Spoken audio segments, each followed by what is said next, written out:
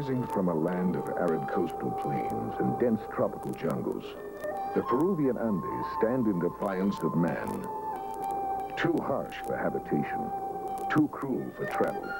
And yet, over 4 centuries ago, these awesome cloud-capped peaks played host to a civilization of master architects, the lost civilization of the Incas.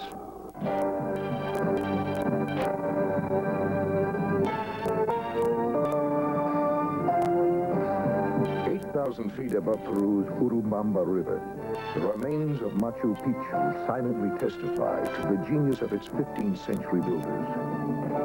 Movers of giant stone, creators of delicate pottery, the Incas left no written history, only the mystery-ridden terraces where they once dwelt. Deep within the Andes' severe terrain are secrets that may never be uncovered. And within its remote valleys are traditions that may never change.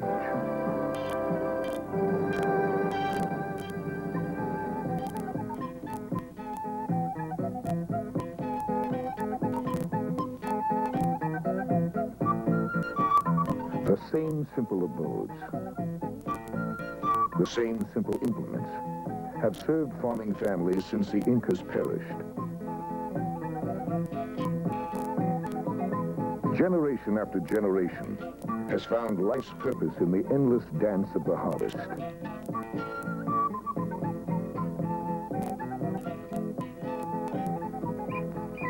Few would have thought that in this land of ancient traditions and cryptic legends, the purest of horses would have found its home.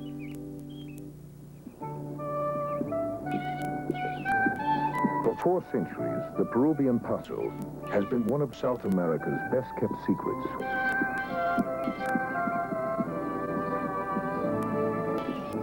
Faithful to a code of honor dating back to the Spanish conquistadors, its breeders have protected the Paso's bloodlines with fierce loyalty.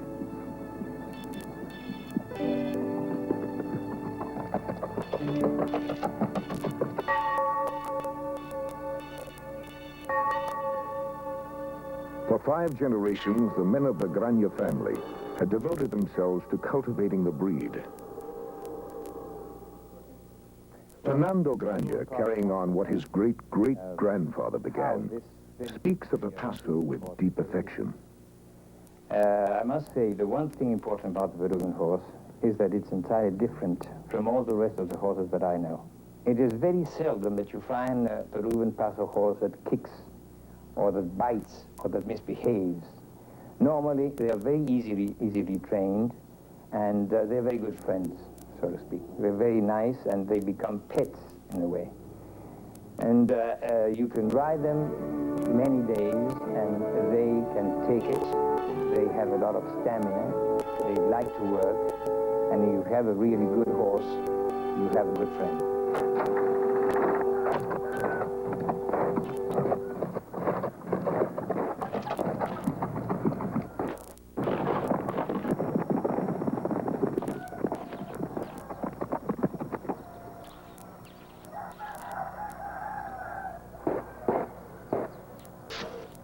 Just outside Lima, Peru's capital, the Paso is prepared for riding as his ancestors were.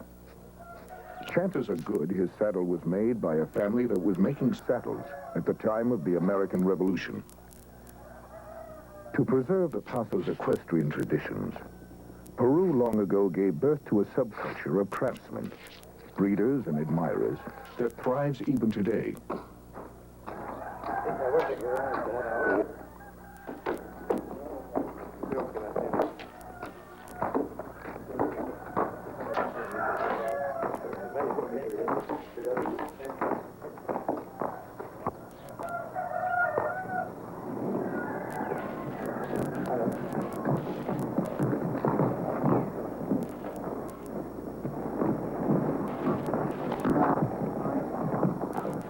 It started way back when the Spanish came over to South America. Nobody knows that the horses ever existed in South America before the Spaniards. And they brought the horses, naturally, that they had in the peninsula in Spain. And that was a combination of the African horse, the Arabian, and the horse of Europe, the south of Europe and the middle of Europe. These horses were brought here more or less about 350 of them. From there, the breeding of the horses started in Peru. But as the purpose for this horse in Peru is a working horse in agriculture, and agriculture in the coast is a very specific type of agriculture. It needs to cover an enormous amount of ground, supervising the plantations. And this is to be done at a slow gait, so to speak. So the horse doesn't need to run, doesn't need to jump, doesn't need any of these things. Just to be able to carry you on very many hours, many days, smoothly and softly. So then, I suppose 300 or 400 years ago, this breeding and selective breeding started, and we finally came to have what is supposed to be now a genetic entity. In other words, out of a true Peruvian mare and a stallion, the offspring, the foal, will always be gaiting naturally, just like it should be trained. There is no training in the gait of a Peruvian horse. And this thing that calls so much people's attention, the fact that they move their front legs in a very peculiar manner, that is called termino for us. That is something that is also inherited. They do the same thing, more or less, but they do it. And it is something that appeals very much to people because they see the horse moving in a different way from other horses. But remember that the important thing is not the way they move their front legs, it's the timing in which they move them. Here is the essence of what the Peruvian horse is. This is the thing to understand and remember. Most horses, all of the horses practically, and most of the animals, when they walk and move, they do it in diagonals. The normal trotting horse has 3 different gaits. It's the walk, foot by foot. It's the trot in diagonals, 2 at a time. And it's the gallop, it's 1 and 3, mostly. But the trot, the horses move in diagonals. In other words, the front leg of the left side and the hind leg of the right side at the same time. And then the other 2. Then you have another thing called the pace, that you have pacer horses in the United States also. Those move in laterals. In other words, at the same time, the 2 of the one side and then the other 2 on the other side. In these both cases, you only get 2 beats. And it goes, so to speak, this way. You know, the trot will be like this, like this, like this, and like this. That's the trot. The pace would be these 2, these 2, these 2, and these 2. Now, what makes the difference of the Paso horse? The Paso horse breaks that and has the 4 beats, one after the other. 1, 2, 3, 4. 1, 2, 3, 4. That is why the beats, you can hear the 4 of them, are 2 closer than the other 2. And as hearing to the horse's beats is so important, it's so important for the trainer and for the rider. If you want to get the horse in the good gait, then you have to hear something like, it's silly, but you have to imitate the sound in order to get it clearly. With a trot, you will get 2 beats, pluck, pluck, pluck, pluck, like that. The same thing would happen with the pace, but in lateral, the same 2. But here you get a paka, paka, paka, paka, paka, paka. You hear the 4, but with a certain predominance of the laterals. Now, that is what makes the movements of the horse entirely different. And traveling on a Peruvian Paso horse is entirely different from traveling any other horse. The horse is so easy to ride that the rider doesn't have to have a special training. You don't have to learn to ride. It's the horse who will teach you, really. Because you sit in that horse and you just go. That doesn't demand from you any effort at all. You don't have to move in the saddle. You don't have to accompany the horse's movement. You just have to sit there and let him carry you.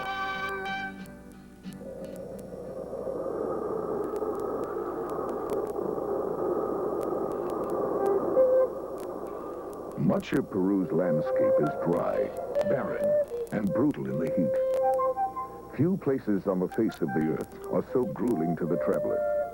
And yet, Across this land, the Paso's ancestors carried Pizarro's mounted cavalry on a march that signaled the end of the Incas and a civilization that was centuries old.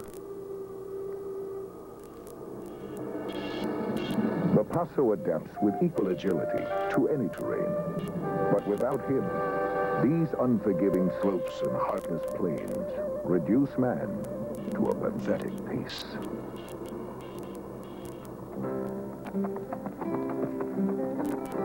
But upon the Paso, with its incredible endurance and sure-footedness, a rider has little hint of the rugged terrain below.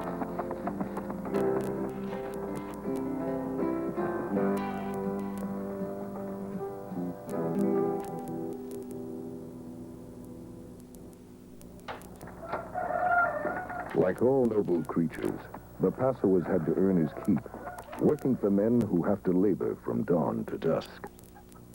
For Juan Ortiz, a Peruvian farmer, the Paso is not a luxury. It's a necessity. Like hundreds of other small farm owners, Juan would be immobilized without his Paso. It serves as everything from a family pet to his primary mode of transportation. But first and foremost, Juan considers the Paso a workhorse. Nevertheless, he honors its heritage, dressing it in traditional tack, regardless of its usefulness.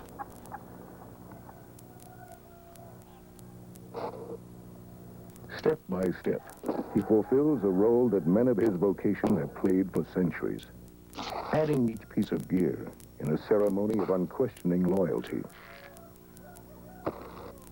Strangely enough, the Paso provides a strong link of admiration between Peru's farmers and her aristocrats. Even the most particular breeder would take pride in Juan's devotion to traditional tack. The crupper and breechings that fit the Paso's hindquarters prove that point. Serving no useful function, Juan uses them simply for ornamentation, in homage to Peru's earliest Spanish traditions.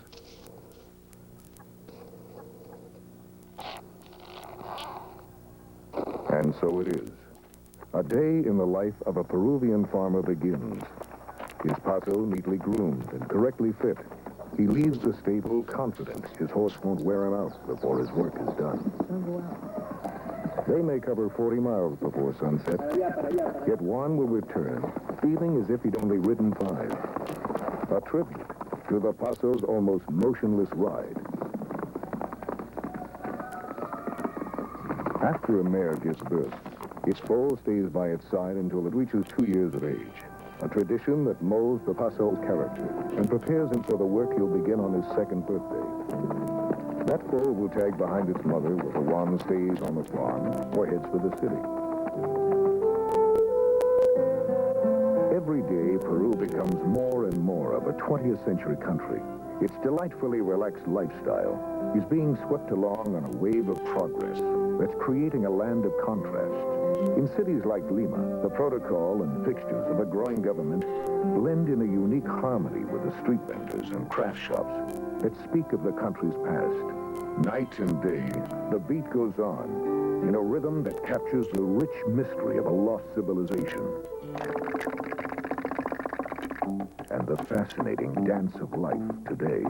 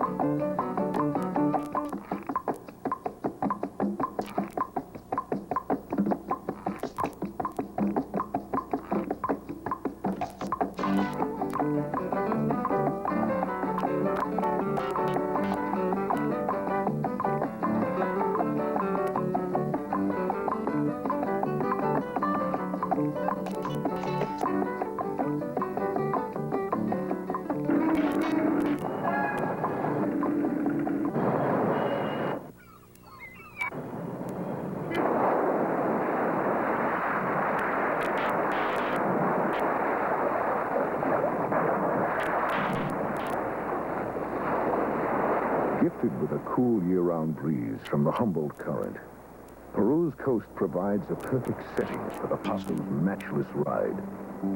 Even in the sand, the Paso's incredible gait gives a feeling of balance no other horse can match. But then, no other horse has the Paso's termino, a completely hereditary talent that's unique to this exceptional breed of horse.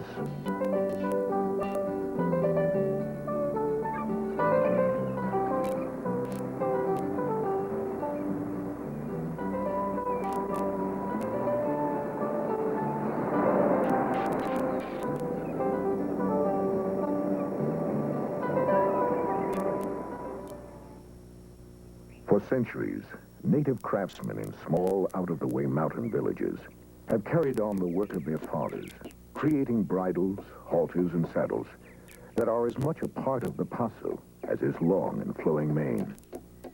Segundino Cuba is a leather worker, an artisan whose patient hands have etched and assembled hundreds of brilliant saddles. His tools are made by hand from simple nails. There's nothing complex about the way he works. But there is never a wasted motion either. Each precise cut adds to the striking beauty of the finished piece.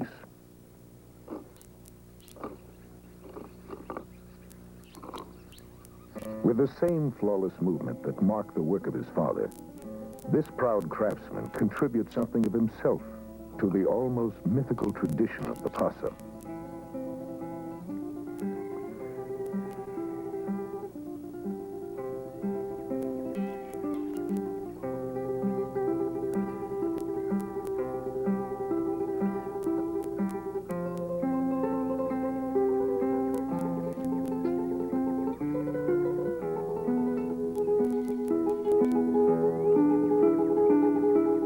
Each piece of leather is worked over and over until Segundino is satisfied with the way it fits and feels.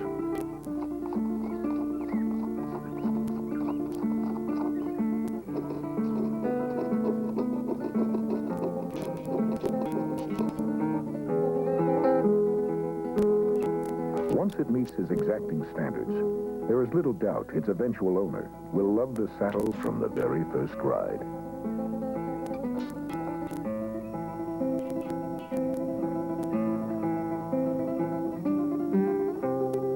Choosing the proper leather for the Paso tack is an art in itself, as Felipe Iparraguirre points out to his son Sixto. From carefully selected leather, Felipe cuts the strands he and his son will soon hand plait into finished tack.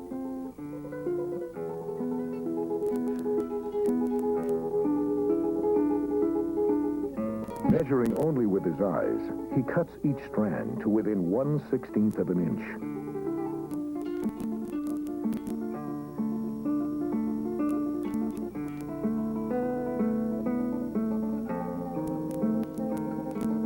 With simple tools and delicate knots, Felipe creates bridles and halters that will grace Pasos all over Peru.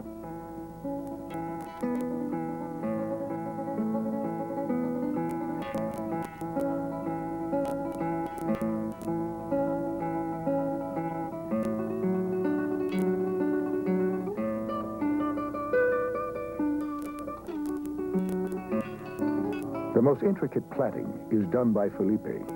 Sixto does the heavier interior weaving.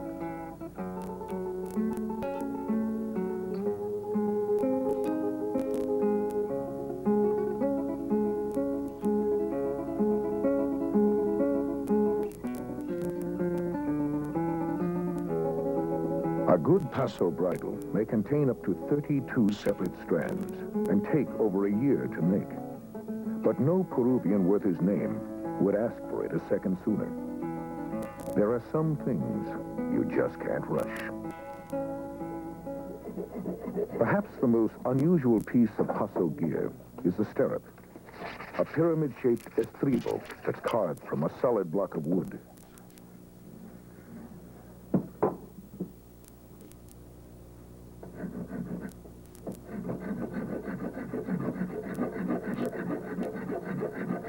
Carlos Farina and his son Miguel could tell you that stirrups like these were once made of bent metal.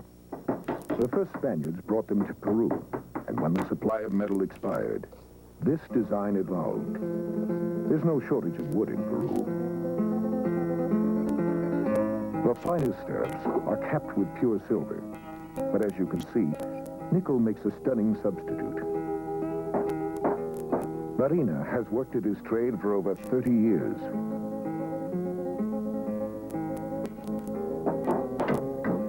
His son will doubtless do the same.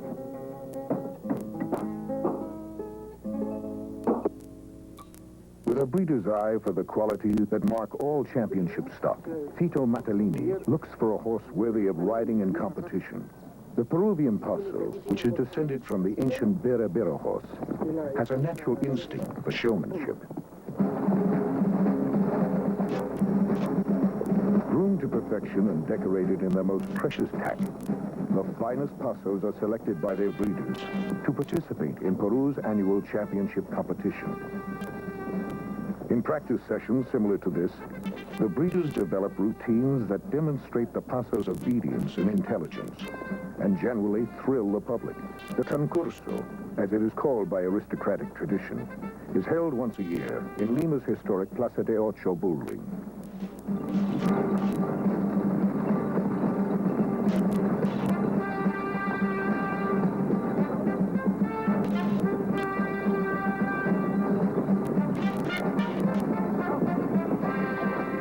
During the competition, each horse is judged for its termino, or gait, among other things, and for its brio, that distinct yet intangible spirit that gives the Paso its noble character. In the bull ring, the competition is fierce, but before and after, Paso owners are a gregarious lot. They share a mutual respect that's based on an uncompromising allegiance to purity that has created a demand for the breed on several continents. The Paso has swept into the equestrian circles of Europe and America like a foreign conqueror. At a recent show in Las Vegas, America's Paso owners joined together in an unrestrained celebration of their Peruvian discovery. After decades of saddle sores, it appears America has jumped at the chance to ride a bounce-free horse.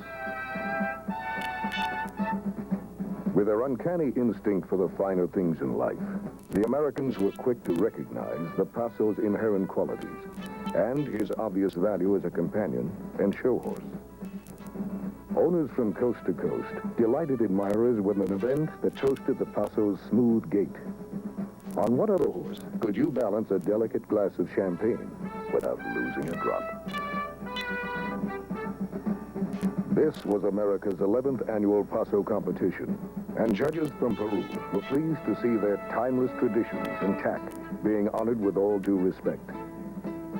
Within the last decade, America's herd has grown to almost 1,500 Pasos, and the only complaint from Peru's aristocratic breeders has been that they're losing some of their finest hired hands to American ranchers.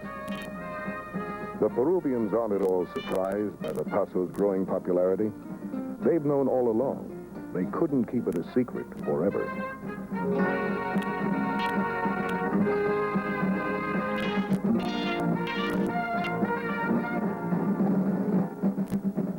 It is something that the Peruvian people have accomplished, to breed horses with the capacity of inheriting this ability to make this particular gait that is so comfortable to ride and really unique in the world.